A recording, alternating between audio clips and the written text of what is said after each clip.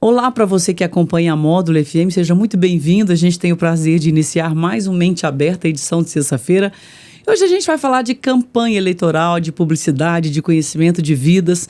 A gente tem o prazer de receber pela primeira vez aqui no Mente Aberta o professor e doutor, o Eduardo Abrunhosa. Ele esteve coordenando a campanha do prefeito vitorioso aqui em Patrocínio, Gustavo Brasileiro. E ele tem uma formação intensa. Ele é graduado em História e tem doutorado em História e Arquitetura. Eu queria que você falasse um pouco, Eduardo, da sua formação, quem é você. Um prazer recebê-lo. Seja muito bem-vindo ao Mente Aberta. Boa tarde, Leide, nossos ouvintes e espectadores aqui pelo YouTube. Eu sou Eduardo Abrunhosa, como você disse, um carioca exilado em São Paulo e que teve agora 3 meses de intensa presença aqui em terras mineiras, me deixando ainda mais apaixonado por Minas Gerais do que eu já sou. Tem uma poesia, uma música, uma poesia que fala sobre Minas Gerais, que diz que essa terra fez brotar em mim uma paixão, dessas que jamais tem fim. E eu acho que é um pouco disso. Minas Gerais, todas as experiências que eu tive em Minas, em várias cidades, me deixaram marcas profundas, e essa aqui de Patrocínio, sem dúvida alguma, não vai ser... Eu não vou conseguir apagar. Sim, sou formado em História, sou graduado em História, mestre e doutor em História, doutor pela Universidade de Salamanca, e sou também mestre e doutor em Arquitetura e Urbanismo pela Universidade Mackenzie. Tenho uma larga experiência em administração pública, ocupei alguns cargos em nível estadual, municipal e federal, e tenho dedicado os últimos 30 anos da minha vida a participar e atuar, né, em campanhas e nessa lógica, né, da campanha política, mas sobretudo e especificamente na área de planejamento, análise e definição de estratégias de campanha. No meio disso tudo, claro, acabei participando de algumas coordenações e coordenei algumas campanhas, como essa agora do Gustavo. Até brinquei, falei que estava me sentindo o Romário jogando no América, porque era uma campanha onde garotada e eu já mais velho. Tinha bastante tempo que eu não vinha para frente da campanha, como foi aqui, mas graças a Deus foi mais uma campanha exitosa e a gente deixa para o povo de Patrocínio pelo menos a esperança e a expectativa de que, assim como na campanha, nós já teremos um bom governo. Eduardo Abrunhosa, você é especialista na análise de dados e essa sua característica foi fundamental para que houvesse essa diferença significativa de 8.938 votos do Gustavo Brasileiro para o segundo colocado. Como é que a gente explica tecnicamente? Assim, para o leigo mesmo, aquela pessoa que nunca estudou estatística e tal, mas como explicar essa diferença? Todo mundo, assim, fica, né? Mas olha, tem pesquisa aí que o cara está na frente e de repente o cara perdeu. Tá todo mundo embolado, São Paulo, todo mundo com a expectativa de que o Marçal fosse para o segundo turno, acabou não indo. Eu imaginei que iria. Em Belo Horizonte, o Tramonte veio liderando. Nas últimas semanas ele foi ultrapassado e acabou se confirmando a última pesquisa, ele ficou fora do segundo turno. Veja bem, é claro que qualquer campanha, quando a gente faz a análise, né, do campo, ela tem ali um imponderável que é o ser humano, né? A pessoa pode não estar falando a verdade, a pessoa pode estar... Isso foi um pouco do que a gente encontrou aqui nesse cenário de Patrocínio. Uma cidade muito tensionada, muito angustiada pelo clima político geral, então muitas pessoas não contavam, não falavam, e aí a gente faz 2 tipos de avaliação. Uma avaliação quantitativa, que a gente vai uma entrevista, 2, 3, 4, 5, 6, 7, pergunta, você vai votar em quem? Você votaria nesse ou naquele? Você não votaria em quem? São perguntas mais objetivas, né? E aí é quantitativo o resultado disso. E uma outra tipo de avaliação que é a qualitativa. Aí a ideia não é saber em quem a pessoa vota, mas é saber qual é a percepção que as pessoas têm sobre as candidaturas. Então, de um lado, eu tenho uma informação que é absolutamente aritmética, numérica, e do outro lado eu tenho uma informação que ela é mais qualificada. Ela me dá impressões. E essas impressões, elas, na verdade, vão nos levando a um ajuste fino da estratégia da campanha. Então, quando eu fui chamado a contribuir para a campanha do Gustavo, eu não estava nem no Brasil estava viajando. Você é professor também em Portugal? Sim, Portugal Universidade e de Salamanca? Espanha. Em Salamanca, na Espanha, e no ISEC, em Portugal, né? Instituto Superior de Educação e Ciências, em Lisboa. A primeira avaliação que eu fiz, quantitativamente falando, o Gustavo aparecia 22 pontos atrás. Isso meados de? Isso início de julho. Na virada de junho para julho, 22 pontos atrás. E qualitativamente, ele aparecia com uma baixíssima rejeição, com alto poder de persuasão, tudo absolutamente contrário do que os prováveis candidatos ligados ao governo naquele momento, porque naquele momento, embora o candidato Wellington já aparecesse como sendo ele o candidato do governo, havia também uma especulação de outros nomes, e nós testamos outros nomes. Então, assim, ao perceber que eu tinha um candidato com muito potencial, que seria adversário de outros candidatos que não tinham tanto potencial assim, tinha uma rejeição muito grande. Todos eles tinham uma rejeição muito grande. Então, embora... Você diz os 3 candidatos tinham rejeição muito grande? Eu me refiro aos possíveis candidatos que o governo poderia lançar. Ah, entendi. O Wellington, Luiz Eduardo, Marcilene,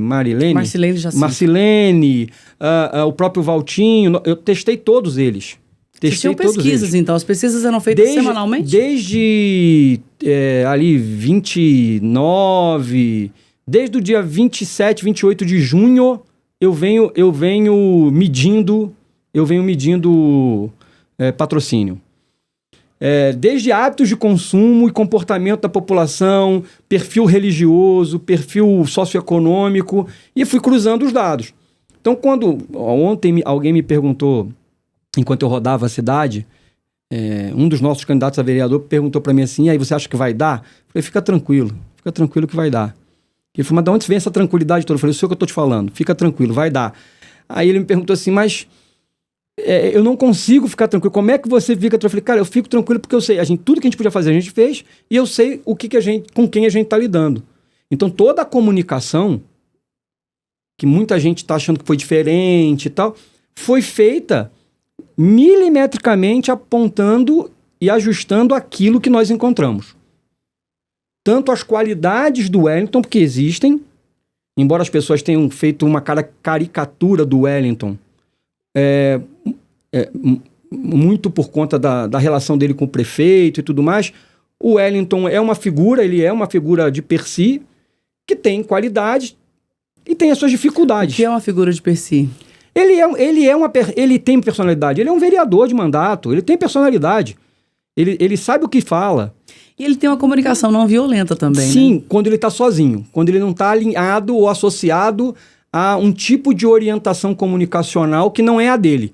É só pegar a entrevista que ele deu aí na segunda-feira, não sei se para vocês ou para difusora, eu vi aí numa das redes sociais, onde você vê que o tom dele mudou completamente.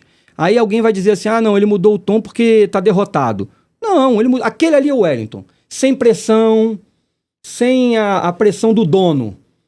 Essa ideia do dono sobre ele foi uma coisa que a gente explorou muito, porque a gente também sabia que o Wellington precisava se libertar, mas ele não teve força para isso. Então, e ele não teve, e nenhum outro ali no lugar dele teria, né? Porque esse é o tipo e o perfil que estava posto. Então a gente soube explorar. Por que você aceitou vir para uma campanha que estava derrotada, com 22 pontos atrás? Porque eu sabia o que eu ia enfrentar, e eu sabia onde eu podia chegar. Eu te mostrei, agora antes de começar aqui a nossa conversa, que em julho eu tinha um dado, e eu te mostrei esse dado aqui agora, que o meu teto de voto era uns 58%, 57,4%. Que foi o resultado do Gustavo. E o resultado ontem foi 57,3%. E 36%. Né? Então, assim, eu acho que o trabalho foi bem feito. A gente foi no limite do que podia. Eu vou te pedir um intervalo rapidinho pra gente. Eu quero que você fale um pouco dessas percepções que você teve de patrocínio, porque nós, patrocinenses, temos curiosidade para saber as suas percepções. A gente volta em um minuto, ok? Mente Aberta. Mente Aberta. Voltamos com o nosso Mente Aberta, hoje conversando com o responsável pela campanha do prefeito eleito vitorioso de Patrocínio, Gustavo Brasileiro, é o professor Eduardo Abrunhoz. Ele tem doutorado na área de História e na área de Arquitetura e é uma pessoa especialista em dados. Você disse que nas suas pesquisas em Patrocínio, você teve várias percepções sobre patrocínio. Fala pra gente essas percepções. Bom, é muito claro que, por exemplo, um dado muito presente é que a última administração é bem avaliada. Essa administração que está aqui, né, do atual prefeito, no seu 8º ano de gestão, ela é bem avaliada. E isso é decorrente de uma comparação com o que havia antes. Entretanto, essa percepção da boa avaliação não está associada a um espaço de boa qualidade de vida.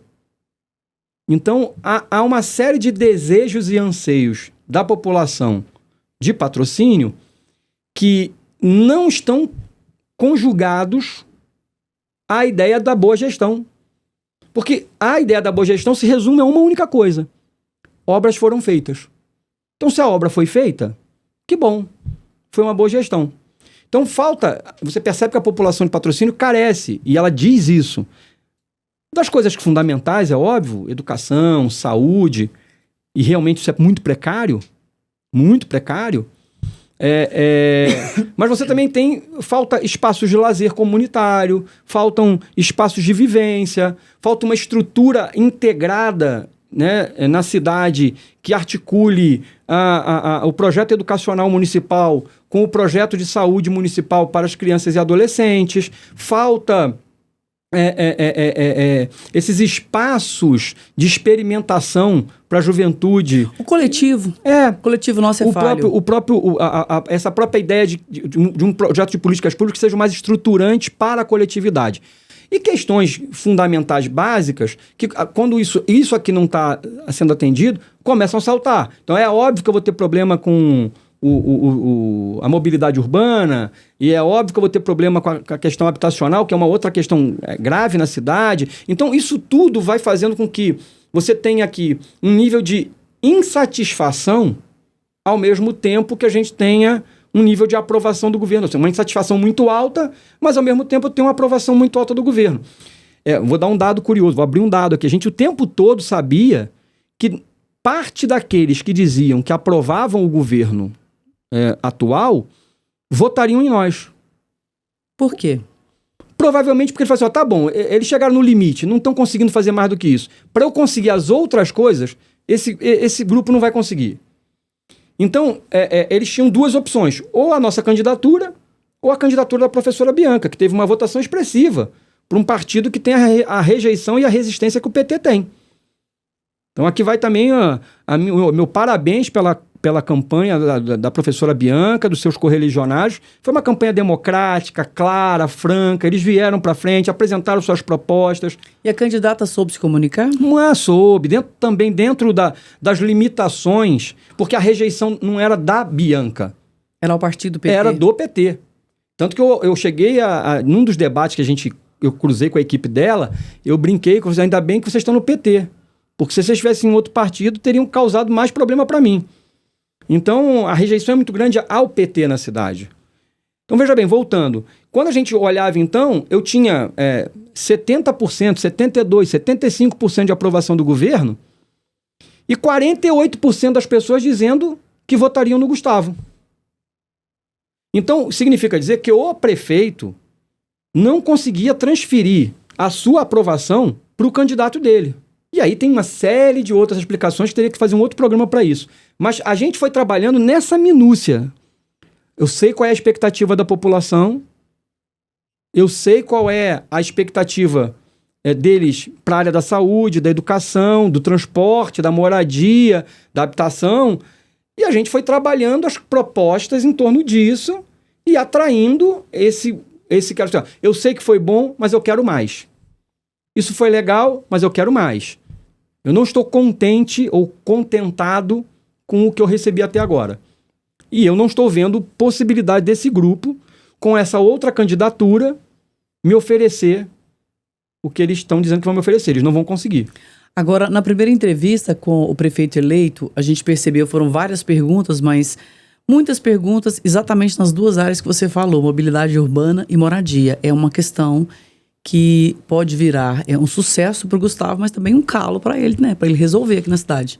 Nós temos vários calos para resolver e eu espero que o Gustavo, e eu tenho certeza, não é uma questão de esperança não, mas eu tenho certeza que o Gustavo vai ser hábil e competente o suficiente para nos 4 anos desenvolver políticas públicas absolutamente organizadoras e estruturantes nessas áreas. Então, a questão da habitação, ela é um problema sério na cidade. Eu tenho um déficit habitacional muito grande.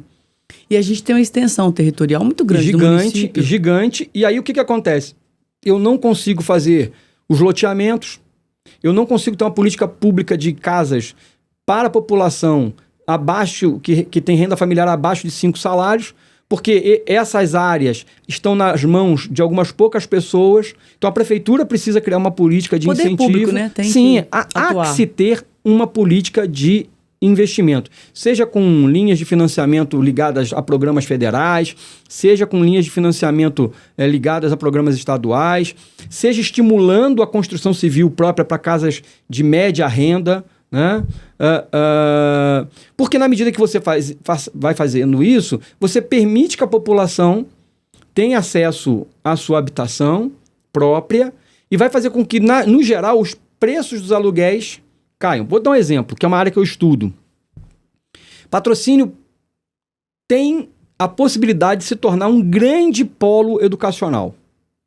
Ser uma grande cidade educadora e universitária. Claro que isso não acontece em 4 anos. Sim. Você, em 4 anos, lança as bases para, em 10, 12 anos, se transformar um grande centro de desenvolvimento de conhecimento, atração de pessoas para cá.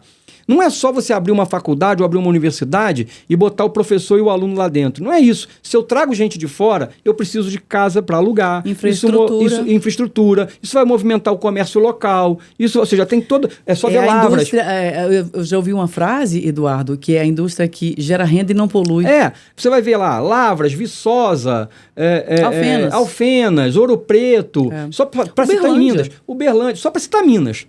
A gente podia falar de Campina Grande na Paraíba, Campinas em São Paulo, São Carlos, outras cidades. A gente está vendo isso acontecer aqui em Rio Paranaíba. Sim, outras cidades que no tempo elas ajustam o seu arranjo produtivo local em torno do eixo educacional. Sim. E isso faz uma coisa. Então, assim, dá para mudar? Dá para pensar diferente? Dá para sair da mesmice? Dá.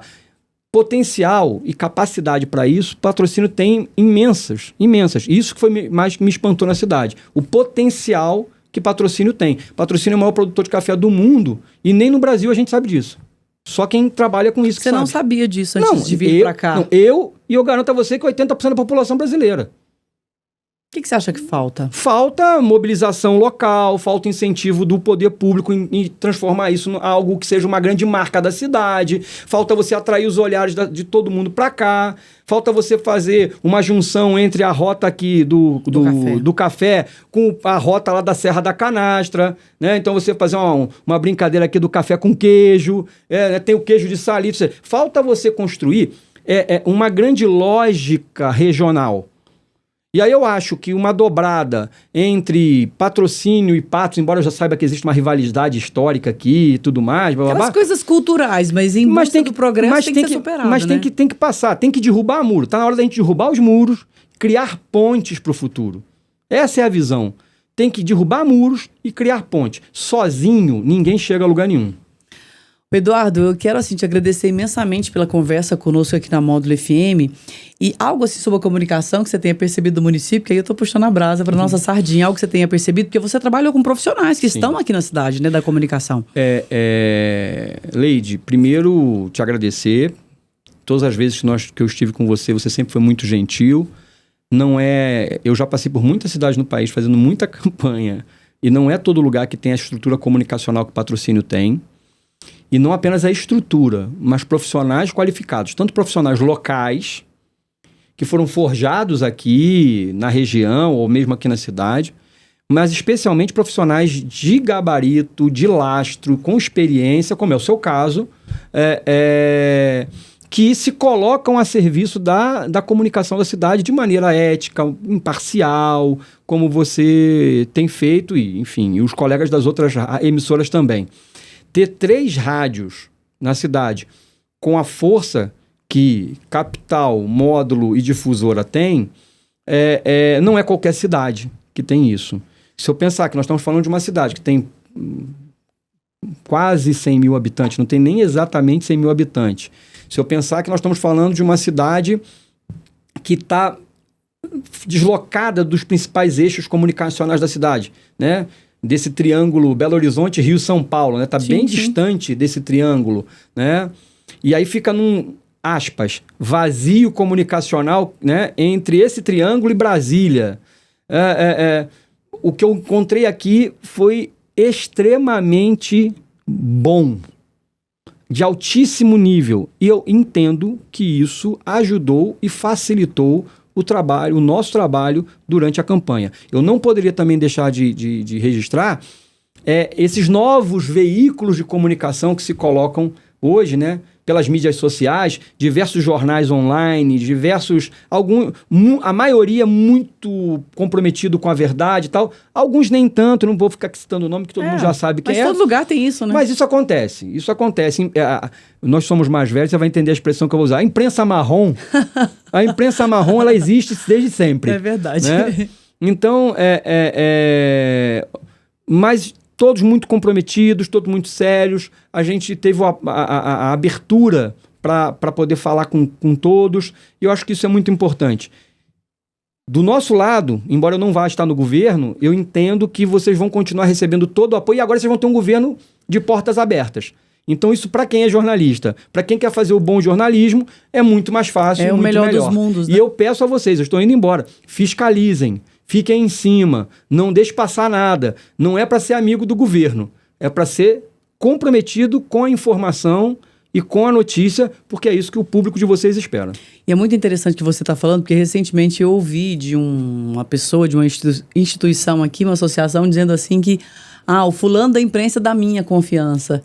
Eu pensei assim, se é da sua confiança, não é da confiança da sociedade, porque a gente trabalha para a sociedade, né? Então, assim, o que você fala é muito relevante. Mas, Eduardo, muito obrigada mesmo. Sem querer te interromper, Leide, você trabalhou muitos anos em Belo Horizonte, trabalhou muitos anos em Brasília, você sabe como é que é. Todo jornalista tem a sua fonte. Sim. Isso é natural. Sim. Toda fonte tem o seu jornalista. E toda fonte tem o seu interesse. Exatamente. Então, assim, mas tudo isso tem um limite ético.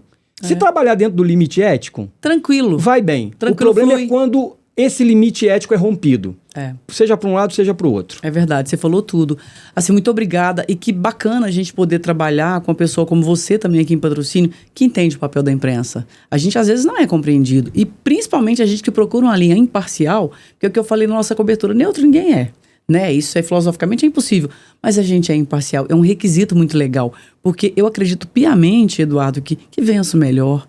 Eu sempre penso isso, tem as oportunidades, tem o tempo, tem os profissionais, mas que vença o melhor, que vença a melhor, e foi, né, o que a população de Patrocínio quis.